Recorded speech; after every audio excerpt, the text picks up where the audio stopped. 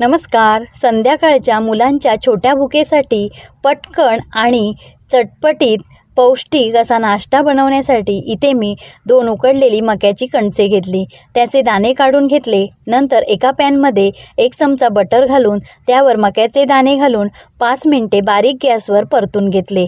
बटरवर परतल्यामुळे मक्याच्या दाण्यांना छान चव येते. नंतर हे दाणे एका वाटीत काढून घेतले. त्यावर थोडा कांदा, काकडी, टोमॅटो, कोथिंबीर, हिरव्या मिरचीचे तुकडे घातले.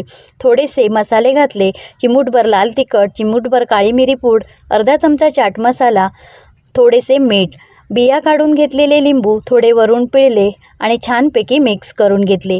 चटपटीत असे कॉर्न चाट तयार झाले. कमी वेळात पौष्टिक आणि मुलांच्या आवडीचे हे चटपटीत कॉर्न चाट तुम्ही पण नक्की करून बघा आणि चॅनलला सबस्क्राईब करायला अजिबात विसरू नका. धन्यवाद.